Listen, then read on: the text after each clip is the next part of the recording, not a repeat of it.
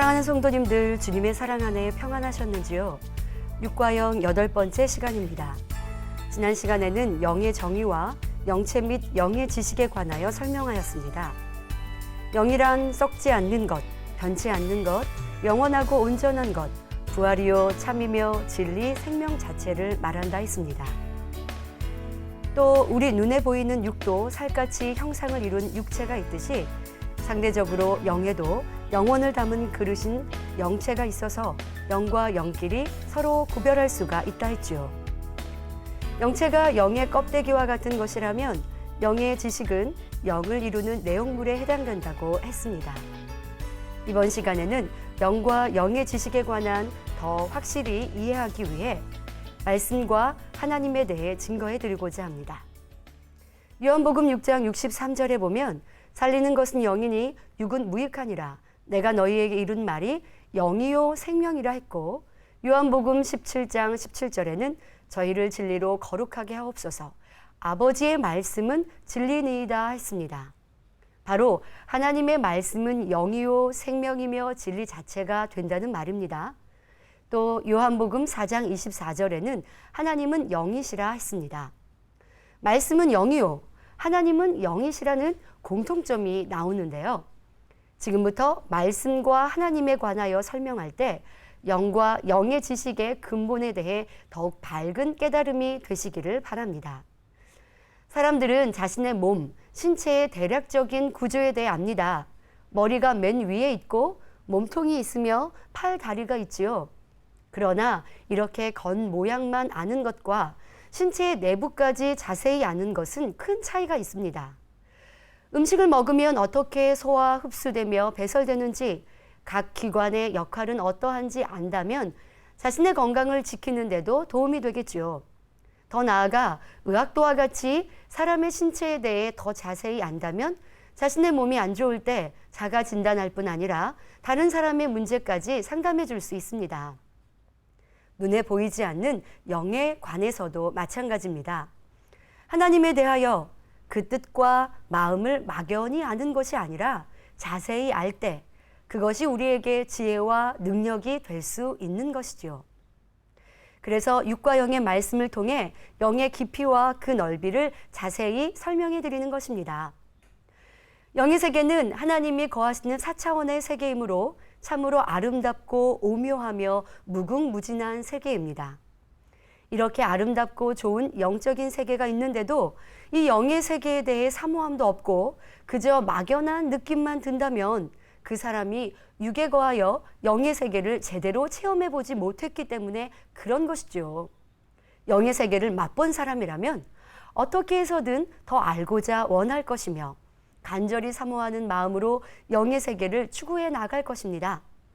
그러므로 우리 성도님들은 오늘 말씀을 통해 비록 육안으로는 볼 수 없는 영의 세계이지만 영의 깨우침, 영안이 활짝 열리시기를 바랍니다. 그래서 마치 현미경을 통해 세포 하나하나를 파헤쳐 가듯이 깊이 있게 영을 이해하심으로 신속히 영의 세계에 들어오시기를 주님의 이름으로 기원드립니다.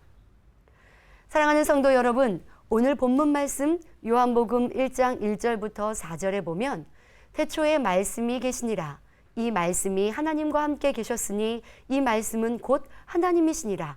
그가 태초에 하나님과 함께 계셨고 만물이 그로 말미암아 지은 바 되었으니 지은 것이 하나도 그가 없이는 된 것이 없느니라.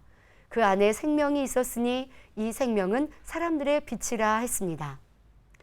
하나님은 언제부터 존재하시고 그 모양은 어떠하셨을까요? 본문 1절에 태초부터 계셨다 말씀하십니다. 그런데 여기서 나오는 태초란 시작이 없는 영원 전의 태초를 말합니다.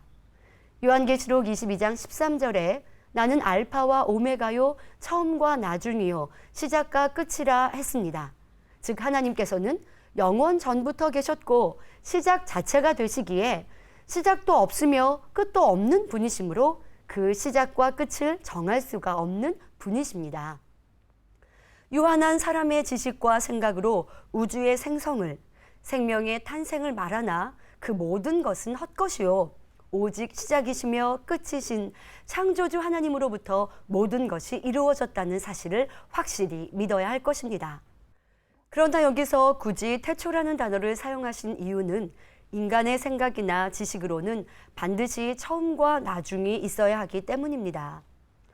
바로 사람이 이해하기 쉽게 무언가 그 구분점을 설정해 주시기 위해 사용하신 것이지, 사실 하나님 편에서 볼 때는 태초라는 말 자체도 필요치 않다는 사실입니다.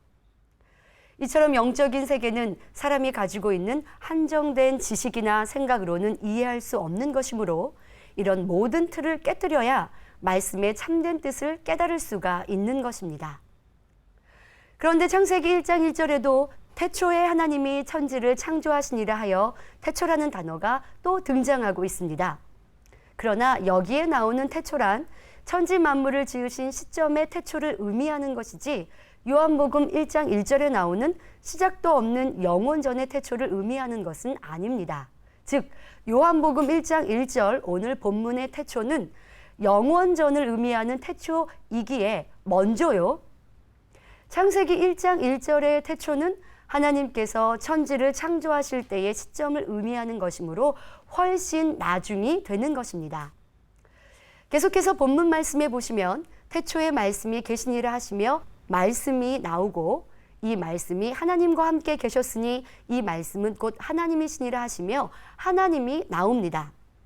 그러면 여기서 말씀과 하나님은 다른 것일까요? 아닙니다. 이 말씀은 곧 하나님이시라 말씀하신 것처럼 말씀과 하나님은 하나이십니다. 그런 말씀이 먼저일까요? 하나님이 먼저일까요?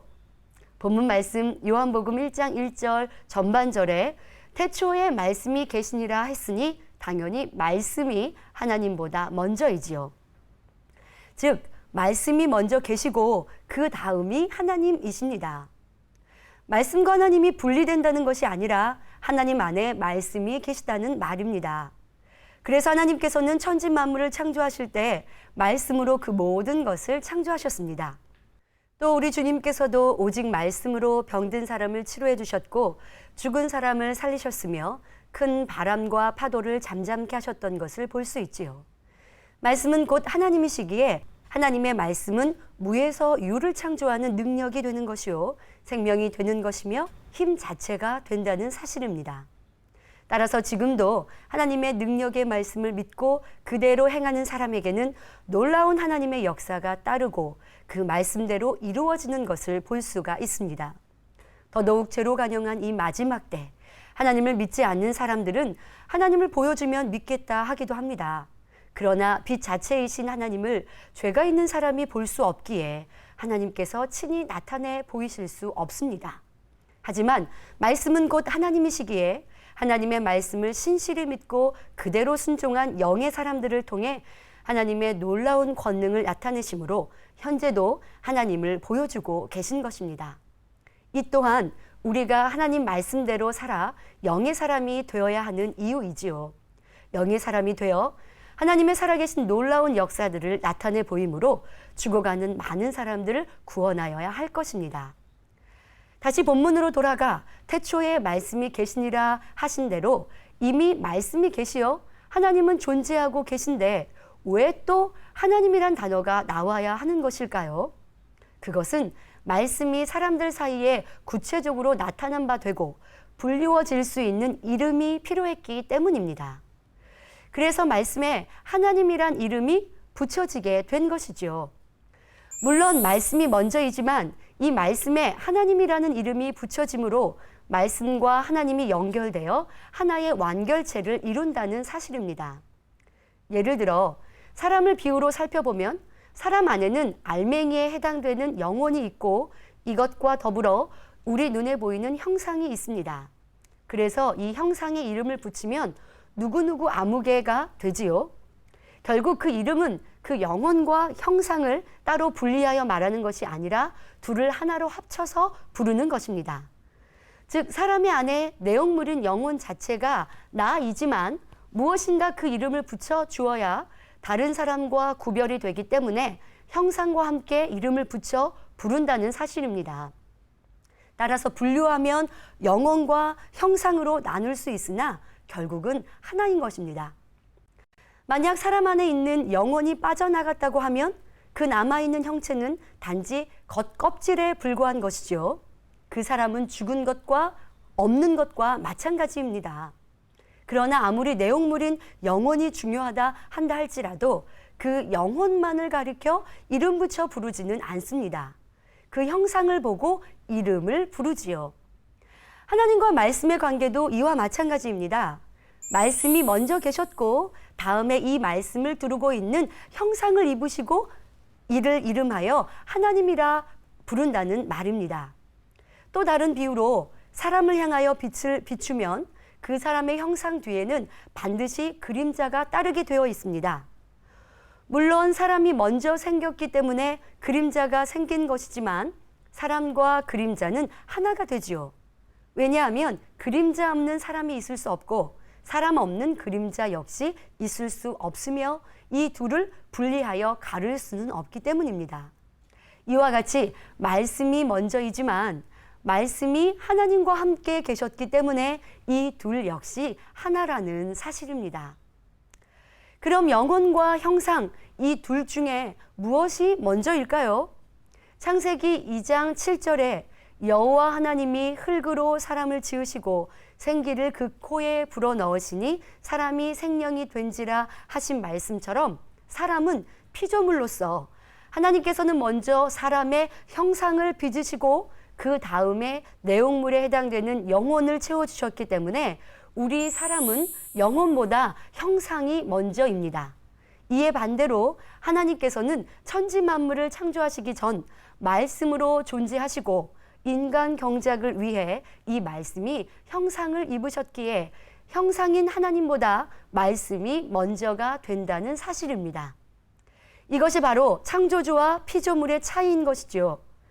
이와 같은 관계를 잘 정립하셔야 하나님은 영이시라는 말씀의 뜻을 잘 알 수가 있고 하나님 안에 말씀이 계시다는 영적인 뜻이 무엇인지를 밝히 깨우칠 수 있는 것입니다. 또 요한복음 1장 14절에 보면 말씀이 육신이 되어 우리 가운데 거하심에 우리가 그 영광을 보니 아버지의 독생자의 영광이요 은혜와 진리가 충만하더라 했습니다. 그럼 말씀이 육신을 입고 이 땅에 오신 분은 누구를 말하는 것일까요?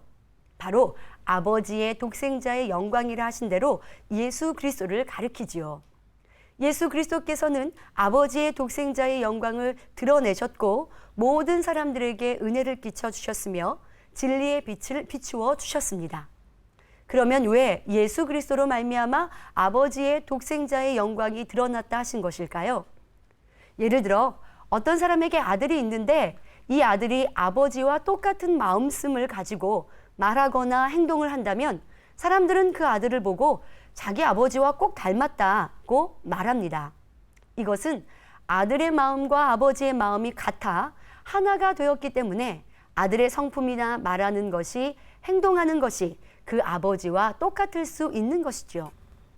원래 아버지가 덕망이 높아 주위 사람들에게 칭송을 받았는데 그 아들도 아버지를 닮아 선과 덕을 베풀며 이웃을 섬기는 자녀라면 그 아들로 인해 아버지에게 칭찬과 영광이 되며 자녀에게도 자신의 선행만이 아닌 아버지가 쌓아놓은 덕과 함께 칭찬이 될 것입니다.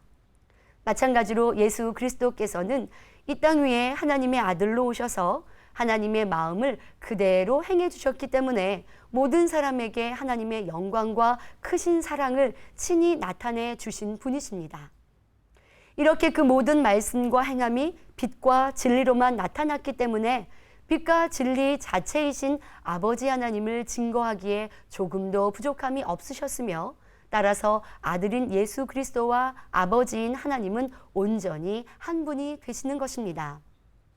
그러하기에 제자들이 예수님 앞에서 하나님을 보여달라고 하자 나를 본 자는 아버지를 보았다고 말씀하셨던 것이지요. 이렇게 예수 그리스도께서는 하나님의 말씀을 행함으로 나타내 보이셨기에 예수 그리스도를 가리켜 말씀이 육신을 입고 오신 분이라 하는 것입니다. 성도 여러분, 그러면 앞서 말씀드린 것처럼 이미 말씀이 계시고 하나님이 계신데 왜 말씀이 육신을 입고 이 땅에 오셔야만 했을까요? 이 분야에 대해서는 지난 시간에 증거해드린 영의 지식, 곧 생명의 지식에 관해 상고해 보시면 좀 더 깊이 이해하실 수 있습니다. 먼저 영이란 생명 자체가 되지만 이것만 가지고는 온전한 영이 될 수 없다고 했지요. 영과 함께 수많은 영의 지식, 곧 생명의 지식들이 결합되었을 때에 비로소 온전한 영이 되기 때문입니다. 이 생명의 지식은 한 가지만이 아니고 무수히 많이 있기 때문에 단수가 아닌 복수를 사용하여 생명의 지식들이라고 하는 것입니다. 즉 생명의 지식들은 하나님의 말씀인 것이며 생명의 결정체를 의미합니다. 따라서 모든 사람들에게 하나님의 진리의 말씀이 필요한 이유는 바로 썩어져 죽을 수밖에 없는 육체가 다시 영원한 생명을 얻기 위해서 그 안에 생명의 지식들로 채워져야 하기 때문입니다. 이렇게 죄로 인해 영이 죽어있는 사람들에게 생명의 말씀 자체가 다시 채워지기 위해서는 원죄도 자범죄도 없으신 우리 주님께서 십자가에 달려 돌아가심으로 인류의 모든 죄를 대속해 주시는 구속의 사건이 있어야 했던 것입니다. 시편 2편 7절에 내가 영을 전하노라 여호와께서 내게 이르시되 너는 내 아들이라 오늘날 내가 너를 낳았도다 말씀하신 대로 하나님께서는 인류의 구원의 섭리를 이루시기 위해 독생자 예수 그리스도를 만세전에 예비하셨다가 때가 이름에 이 땅에 보내주셨습니다. 이렇게 오신 예수님께서는 인류의 구세주가 되시기 위한 십자가의 길을 준비하시면서 오직 하나님의 뜻, 그 말씀대로 행하셨습니다. 나는 하나님의 아들이니까 하며 내 마음대로 행한 것이 아니라 오직 하나님의 뜻대로 순종하심으로 말씀이 육신을 입고 이 땅에 오신 분임을 나타내셨지요. 요한복음 12장 49절에 내가 내 자의로 말한 것이 아니요 나를 보내신 아버지께서 나의 말할 것과 이룰 것을 친히 명령하여 주셨으니 라고 기록된 대로 우리 예수님께서는 오직 하나님의 말씀대로 가르치시고 행하심으로 말씀을 온전히 이루셨던 것을 볼 수가 있습니다.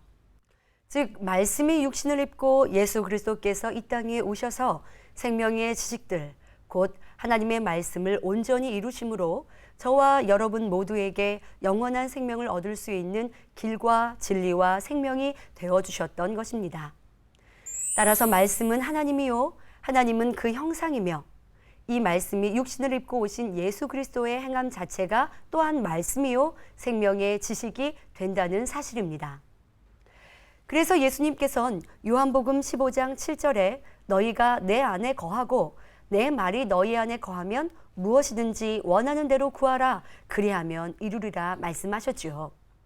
요한일서 4장 2절부터 3절엔 하나님의 영은 이것으로 알지니 곧 예수 그리스도께서 육체로 오신 것을 시인하는 영마다 하나님께 속한 것이요 예수를 시인하지 아니하는 영마다 하나님께 속한 것이 아니니 이것이 곧 적그리스도의 영이니라 하시며 하나님을 믿는다 하나 예수 그리스도를 부인할 때 구원이 없음을 말씀하고 계십니다. 성도 여러분, 이 분야를 정확히 알아야 하나님의 인간 경작의 정확한 의미를 알 수 있기에 다시 한번 정리해서 설명하도록 하겠습니다. 첫사람 아담의 불순종으로 인해 영이 죽어 육체가 된 사람은 자신의 힘으로는 도저히 구원받을 수 없는 처지에 놓이게 되었습니다. 하나님과 교통이 끊겨지고 죄로 인해 영원한 사망의 길로 갈 수밖에 없었던 것이죠. 그래서 창세기 6장 3절 전반절에 보면 여호와께서 가라사대 나의 신이 영원히 사람과 함께하지 아니하리니 이는 그들이 육체가 됨이라 했습니다. 흠도 점도 티도 없으신 하나님께서 죄로 물들어 육체가 된 사람과 함께하실 수 없는 것은 마치 양과 음이 한 곳에 함께할 수 없고 빛과 어두움이 공존할 수 없는 것과 마찬가지 이치입니다. 육과 영은 서로 반대되는 것입니다. 영원히 떨어져 있을 수밖에 없는 것이지요.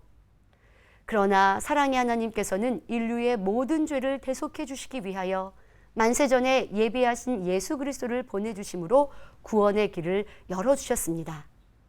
그리고 말씀이 육신을 입고 오신 예수 그리스도께서는 하나님의 말씀, 곧 생명의 지식들을 완성하심으로 처음 아담이 하나님으로부터 공급받았던 생명을 다시 연결시켜주는 길이 되어 주셨던 것입니다. 즉, 하나님과 사람 사이의 온전한 관계를 회복시켜 주시기 위해서는 예수 그리스도께서 오셔야만 했던 것이지요.